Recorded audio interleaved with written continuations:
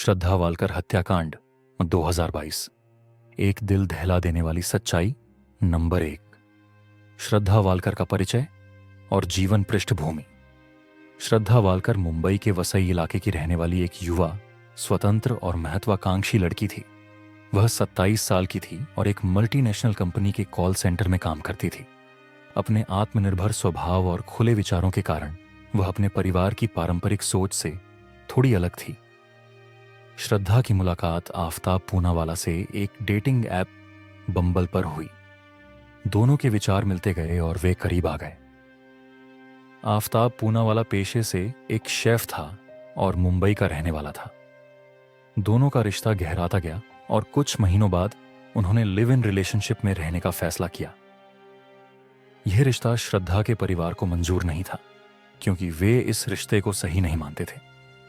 श्रद्धा अपने परिवार की नाराजगी को दरकिनार कर आफताब के साथ रहने लगी। नंबर 2।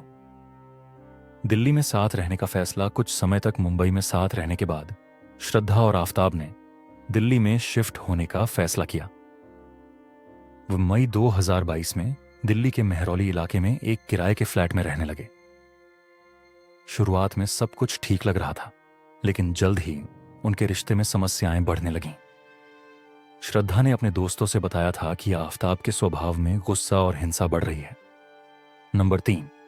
घटना का दिन 18 मई 2022। 18 मई 2022 को उनके बीच एक बड़ा झगड़ा हुआ। श्रद्धा ने आफताब पर उसे धोखा देने का आरोप लगाया। गुस्से में आकर आफताब ने श्रद्धा का गला दबा दिया। उसने इतनी क्रूरता से हमला किया कि श्रद्धा की मौके पर ही मौत हो गई। हत्या के बाद आफताब ने खुद को बचाने और हत्या के सबूत मिटाने की योजना बनाई। नंबर 4। शव के टुकड़े करने की भयावहता। आफताब ने शव को ठिकाने लगाने के लिए उसे 35 टुकड़ों में काट दिया। उसने इस काम के लिए एक आरी और चाकू का इस्तेमाल किया। शव के टुकड़ों को वह अपने घर में रखे 300 लीटर के एक फ्रिज में जमा करता रहा। आफताब ने अगले 18 दिनों तक इन टुकड़ों को धीरे धीरे मेहरौली के जंगलों में फेंका। वह हर रात 2-3 बजे के बीच जंगल जाता और एक एक करके शव के हिस्सों को फेंकता था। इस दौरान वह खुद को सामान्य दिखाने की कोशिश करता रहा। नंबर 5। श्रद्धा के परिवार का संदेह और गुमशुदगी की रिपोर्ट। श्रद्धा के परिवार को उसके लंबे समय तक संपर्क न करने पर शक हुआ। उन्होंने मुंबई पुलिस को गुमशुदगी की रिपोर्ट दर्ज कराई। जांच के दौरान पता चला कि श्रद्धा आखिरी बार दिल्ली में थी। पुलिस ने आफताब से संपर्क किया, लेकिन उसने शुरुआत में यह दावा किया कि श्रद्धा उसे छोड़कर चली गई है। नंबर 6। पुलिस जांच और आफताब की गिरफ्तारी। दिल्ली पुलिस ने आफताब से सख्ती से पूछताछ शुरू की। कई विरोधाभासी बयानों के बाद आफताब ने अपना जुर्म कबूल कर लिया। उसने पुलिस को बताया कि उसने हत्या कैसे की और शव के टुकड़ों को ठिकाने कैसे लगाया। पुलिस ने आफताब के बयान के आधार पर मेहरौली के जंगलों से मानव हड्डियां और अन्य सबूत बरामद किए। नंबर 7। सबूत और जांच की गहराई। फ्रिज की बरामदगी। आफताब के घर से वह फ्रिज बरामद किया गया जिसमें शव के टुकड़े रखे गए थे। हड्डियों का मिलाना। जंगल से मिली हड्डियों का डीएनए परीक्षण कराया गया जो श्रद्धा के परिवार के डीएनए से मेल खाई। इलेक्ट्रॉनिक सबूत। श्रद्धा और आफताब के बीच हुई चैट्स और कॉल रिकॉर्ड से पता चला कि उनके बीच लगातार झगड़े होते थे। कपड़ों के सबूत। पुलिस को घर से श्रद्धा के खून से सने कपड़े मिले। नंबर 8। आफताब की मानसिक स्थिति और बयान। आफताब ने यह स्वीकार किया कि उसने हत्या गुस्से में की थी, लेकिन वह इसे एक क्षणिक क्रोध का परिणाम बता रहा था।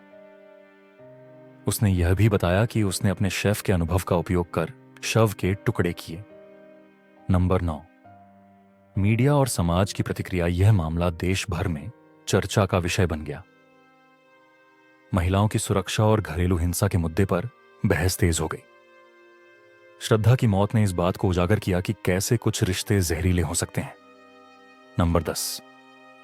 कानूनी कार्यवाही और आफताब की सजा। आफताब पर हत्या, सबूत मिटाने और शव के साथ छेड़छाड़ के आरोप लगाए गए। अदालत में आफताब के खिलाफ मजबूत सबूत पेश किए गए। मामले की सुनवाई अभी जारी है और पूरे देश को न्याय की प्रतीक्षा है। श्रद्धा वालकर हत्याकांड का संदेश इस घटना ने रिश्तों में सम्मान और पारदर्शिता की अहमियत को रेखांकित किया है। घरेलू हिंसा को गंभीरता से लेना जरूरी है। महिलाओं को विषाक्त रिश्तों से बाहर निकलने के लिए मजबूत कदम उठाने चाहिए। समाज को ऐसे मामलों के प्रति संवेदनशील और सतर्क होना चाहिए।